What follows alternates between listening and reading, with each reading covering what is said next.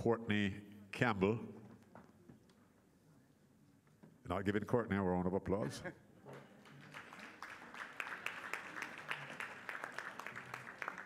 You see, if you don't welcome him, you won't get another party tonight. So Courtney, it's my pleasure to hand over the session to you. Thank you very much, Professor Ian. Good morning, everyone. Did you enjoy the Victoria Mutual and Grace Kelly party last night? Good. I'm glad. And for those who didn't indicate that you enjoyed it, probably you're just a bit tired, right? Well, welcome to this session on the creative economy and Jamaica 55. The title of it is Roots Rock Reggae, Investments for Jamaica's Cultural and Creative Industries. Just a bit of a background that international trade in creative industries showed sustained growth in the last decade. According to the United Nations Conference on Trade and Development, the global market for traded creative goods and services totaled a record $547 billion US dollars in 2012, compared with $302 billion in 2003. So that's a growth of 81%. The interesting thing is that exports from developing countries, led by the Asian countries, were growing faster than exports of creative goods from developed countries. So that the developed economies, their exports of creative goods grew from 134 to 197 billion over that period, whereas the exports of creative goods from the developing economies grew from 87 billion to 272 billion in that period. That's an increase of 212%. So developing countries such as Jamaica are playing an increasingly important role in international trade in creative industries, vibrant sectors of the global economy. Some of these creative goods exports include design, publishing, audiovisuals, performing arts, art crafts, new media, visual arts, and so on. What about Jamaica? Our creative goods exports grew from 40 million US to 63 million in 2012, according to UNCTAD. So the question is, why has our growth rate of 54% been slower than that of the developing countries as a group? For Jamaica, fashion, music, film, and animation are the best performing sectors. So today, on this panel, we will examine national policies and exciting strategic initiatives that are aimed at growing the local and international market for our cultural and creative industries. We'll look at how we can leverage the marketing value of Kingston, which has been named as the UNESCO Creative City of Music. We will look at international strategies for growing our creative economy. And very importantly, we will look at how we can better mobilize the diaspora investments for Jamaica's cultural and creative industries. So in summary, how can we accelerate the growth of our creative economy, and how can partnership with the diaspora help to drive this growth? So we have put together an excellent panel of experts and world-class practitioners to discuss this exciting topic. Mrs. McDaniel will not be making a presentation in the first segment, but she will be participating in the Q&A, all right? Because her material has, we're talking about partnership for growth. She has partnered with her minister to consolidate the presentations, is my understanding. And then, of course, we have Mr. Michael Ibo Cooper, who is now a lecturer at the Edna Manley College of Visual and Performing Arts. He's head of the Caribbean, Latin American, and Jazz department there. Before that, he was, as you know, a member of two of Jamaica's top reggae bands, Inner Circle, and for over 2 decades, my favorite reggae band, which one is that? Third World. So, Mr. Reggae Ambassador, we look forward to your contributions. Try Jah Love, or 96 Degrees in the Shade, you name it. And of course, Ms. Karen Smith, OD, is president of the Jamaica Federation of Musicians. Karen is Jamaica's songbird, one of our leading jazz vocalists and entertainers, good performer, charming entertainer. She started out in banking, but has become an internationally recognized and celebrated artist. I would say to meet and hear Karen is to love her. So we are privileged to have her on this panel. So let us now examine some opportunities for diaspora involvement in the growth of our creative industries. We're going to have a short video, after which we will invite Minister Grange to share with us.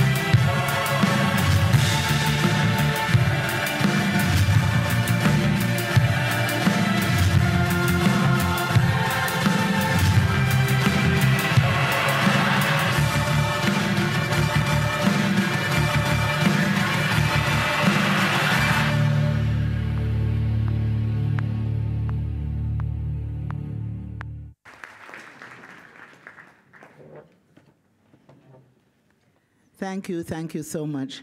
That video was completed at about 3 a.m.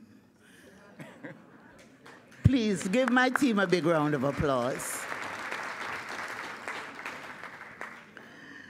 Ambassadors, high commissioners, my brothers and sisters from the diaspora, media partners, private sector partners, hardworking team from the Ministry of Foreign Affairs and Foreign Trade, and of course the hardworking team from the Ministry of Culture, Gender, Entertainment and Sport. And I should say to you that to remember how it flows, you say CGES, CGES, Culture, Gender, Entertainment and Sport. Everyone tends sometimes to be a little confused which comes first. So just remember CGES, that's the acronym. And of course, I want to acknowledge the presence of the team that's here with me. Ibu Cooper, who everybody knows. Gillian McDaniel, who is Senior Director for Entertainment, the footballer. Patrick Ewing, the basketball player. Simone Edwards, WNBA. Michael Lee Chin, the entrepreneur par excellence, and I could go on and on and on. In the same breath, I want to point to diversity of culture to be found among Jamaicans here at home. Outside of our prowess in music, sports, and entertainment, we have produced people who have patented medicines developed from our herbs. We have offered original cuisine such as jerk pork and jerk chicken. And we have even developed and popularized a religion, a new religion across the world in Rastafari. That is the measure of the Jamaican wherever she or he happens to be in the world. You notice I said she or he. Usually they say he or she, right? So ladies, you're equal partners in this. We have much to celebrate, and we are celebrating. As a matter of fact, celebratory events, packages have been prepared for you, and I hope you have gotten the packages that have been prepared by my ministry. Well, I'm going to ask my team to ensure that those who have not received packages, that packages are handed out here in this room. But in the midst of our celebrations, we are focusing deeply on our lasting legacy projects. The core legacy projects are in the areas of sports infrastructure, entertainment and culture, national monuments, gender infrastructure, and Jamaica 55 publications. The intention is to galvanize Jamaicans at home and abroad around the prospect of a nation moving forward. The Jamaica 55 Secretariat is responsible for initiating and managing the development and implementation of programs that will highlight the outstanding achievements of Jamaicans at home and abroad over the past 55 years. In fact, our theme is Jamaica 55, celebrating Jamaicans at home and abroad. And I want to acknowledge the presence of Mr. Lenford Salmon, who is head of the Jamaica 55 Secretariat. Lenny, where are you? He's right here, little bald-head man. This is what we call legacy projects, and which we intend to implement within 3 to 5 years, beginning in this, the commemorative year of Jamaica 55. The projects will preserve the cultural and creative expressions of Jamaica for future generations. It will showcase the rich cultural diversity of the island and will transform the capital city, Kingston, and other locations across, by extension, Jamaica, into cultural and artistic destinations, appealing to Jamaicans here at home and to our diaspora family and tourists as well. I don't know if you have noticed, I've brought you on display here a maquette. Now, these miniature statues, a maquette of Miss Lou and a maquette of Usain Bolt. Now, to make sure that we are on the right track, when we commission a statue, we ask for maquettes to be done. So we look at the maquette and we determine how we tweak it to make sure the statue is appropriately representing the subject. So you look at these two maquettes, they're works in progress. And so you can look at it, you can form your own opinion, you can decide if we're pretty close, and eventually these will become 8-foot statues. Miss Lou to be mounted in Gordon Town Square, and Usain Bolt to be mounted in Statue Park in the National Stadium. Now, most important, the projects will be a catalyst for development. They will provide economic opportunities for more than 600,000 youth who are between the ages of 15 and 24, and the hundreds of micro, small, and medium-sized enterprises, many of which are creative businesses.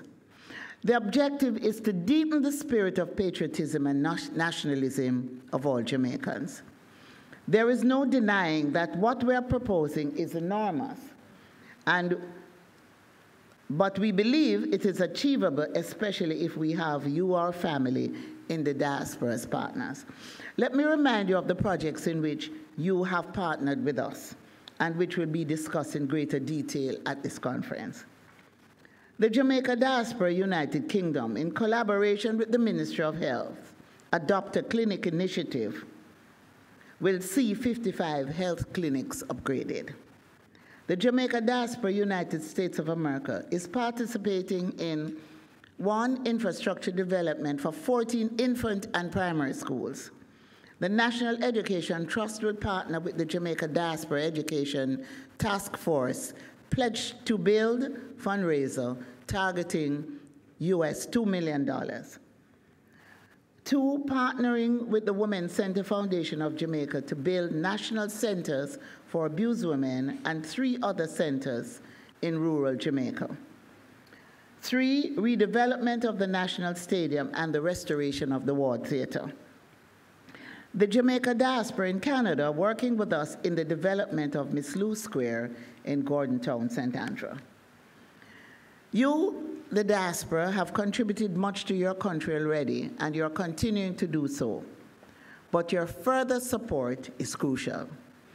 Our partnership is real, and I'm excited, as I know you are, about us working together. Let me give you an idea of specific investments that are needed to complete the projects I mentioned earlier. For major sports infrastructure projects, we are seeking sponsorship of $200 million. For entertainment and culture, $125 million. For national monuments, $10 million. For gender infrastructure projects, women's shelters and centers, $25 million, and those are in US dollars. As I said, the legacy program is a huge undertaking, but we have to think big to reap big rewards. From all the indications, we need to look to the creative and cultural industries to reap the rewards for growth and development. The cultural and creative industries are among the fastest growing industries of the global economy, representing approximately 7% of the world's gross domestic product. Further, the growth forecast is approximately 10% per annum, driven in part by the convergence of media and the digital economy.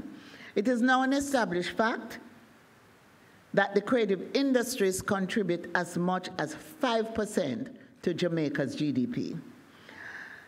The creative industries in the Caribbean, for example, a study conducted by the United Nations Economic Commission for Latin America and the Caribbean, ECLAC, has shown that the creative industries have become a new engine of growth and development in the world economy. This dynamic sector, which ranges from traditional arts to multimedia, has been a driver of innovation, creativity, productivity, and growth. This supports our belief that the creative industries can become a pillar for economic diversification and export growth in Jamaica. The creative and cultural industries allow for productive employment of the talent and skill of people and domestic capital to produce competitive products and services. In addition, the sector is comparatively labor-intensive, youth-driven, and can therefore help to alleviate the unemployment problem.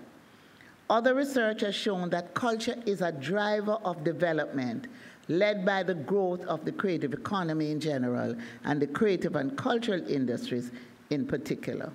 Another study, this time prepared by Ernst & Young, showed that the creative and cultural industries generate global revenues totaling $2.25 trillion and accounts for 29.5 million workplaces.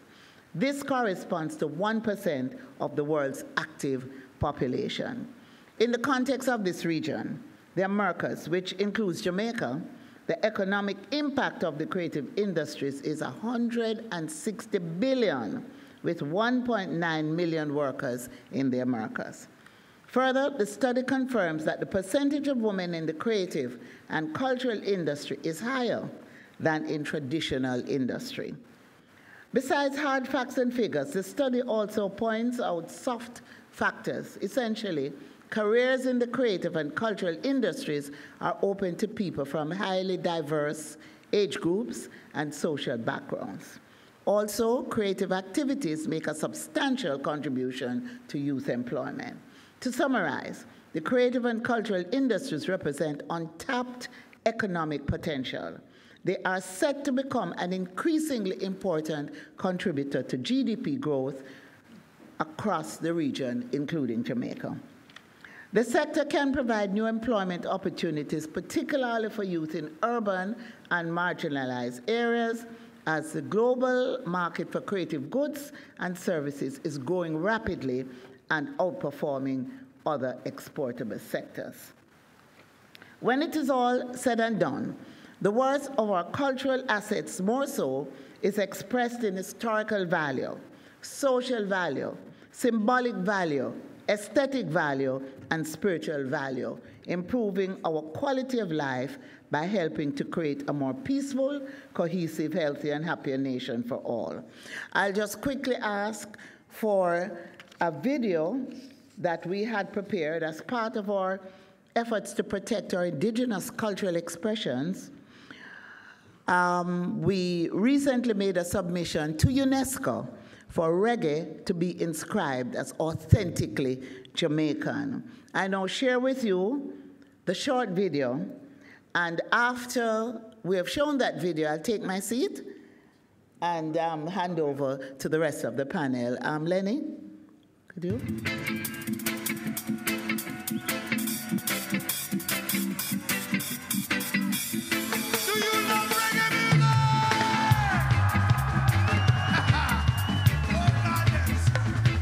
Reggae is uniquely Jamaican. If you love reggae music, I want to hear everybody say, "Aye, reggae!" It is a music that we have created that has penetrated all corners of the world.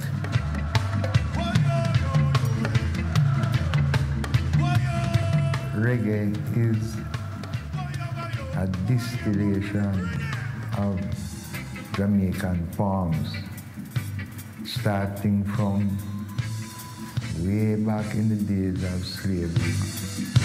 Musically, reggae follows in the tradition of Jamaican folk and popular music that came before it. In addition to the folk forms, there were also international influences. But at the end of the day, what created was unique to us because it was not a reproduction of anything else. It was a natural, evolvement of our thing.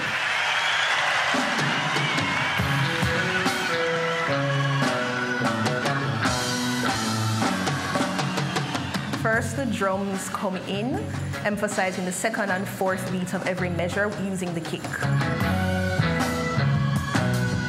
Next, the bass guitar comes in with an introductory melody.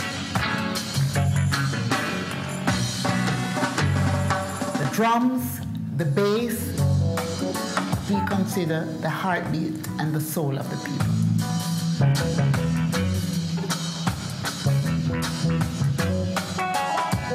The keyboard enters, emphasizing the offbeats in a stylized way.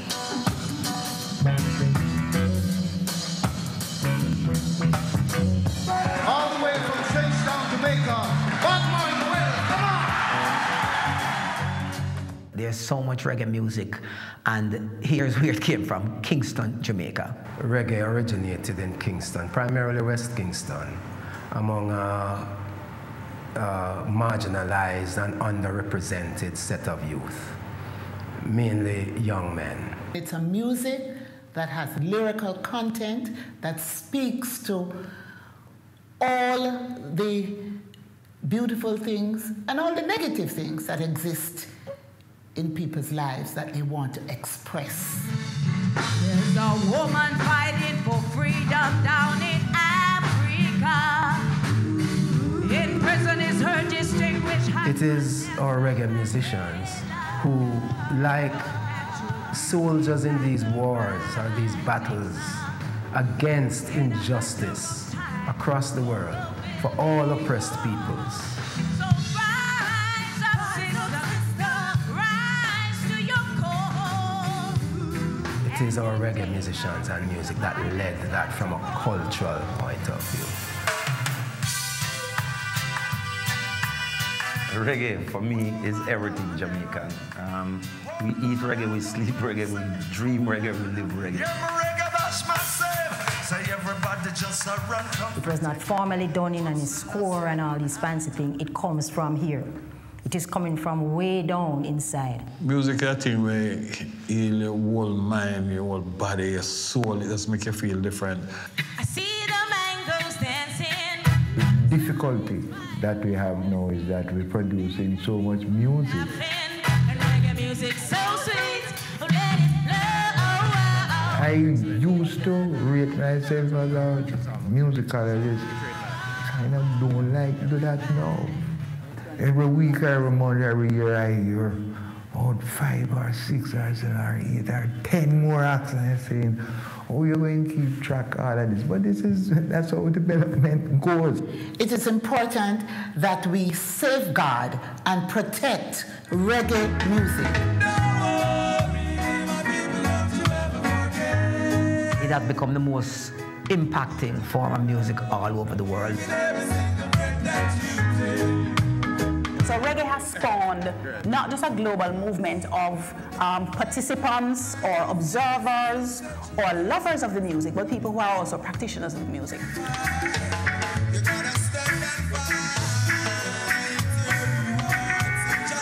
The global reach of reggae music is seen right away in the proliferation of radio shows around the world that play reggae music, pop songs that borrow from reggae beats, and the embrace of sound systems in communities internationally. Sound systems are a uniquely Jamaican format of performing music and the rails on which reggae music rides. The African Caribbean Institute of Jamaica, Jamaica Member Bank, is the designated national focal point for intangible cultural heritage in Jamaica.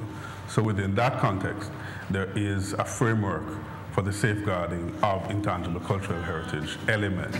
That's what they do.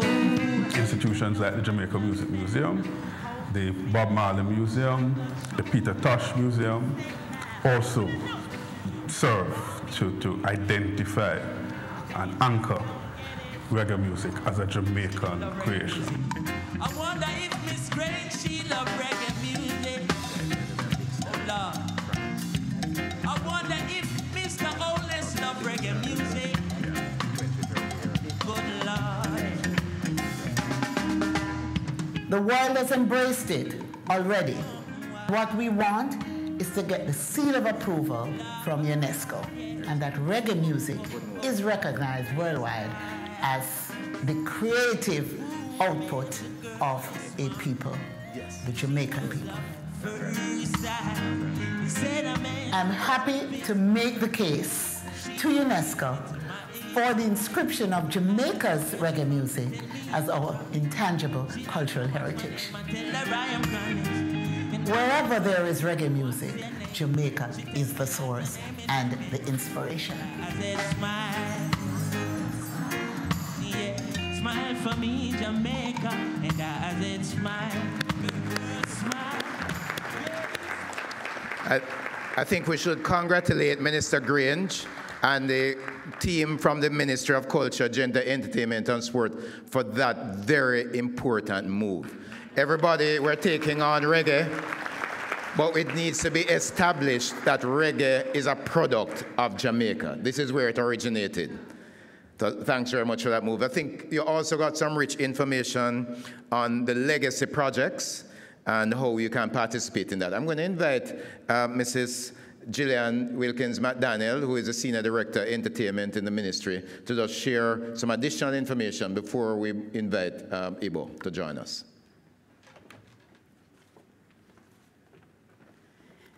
Good morning, ladies and gentlemen. Thank you very much, Chair. I'm going to be brief, and because I just wanted to add one point in relation to diaspora investments in the creative industries.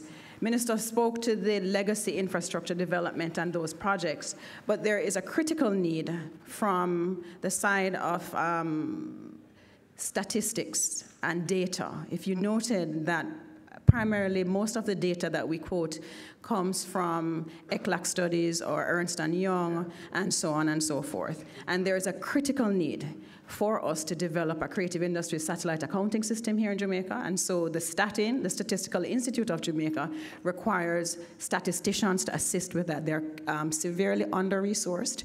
And we have been in discussion with Colombia, with Bogota, Colombia in particular, to actually assist us in developing a creative industry satellite accounting system. But I know that the knowledge that we need resides in the diaspora as well. And so that is an area that I would really like, I'd really like the diaspora to become involved. And so, once again, I hope that you're seized with the need to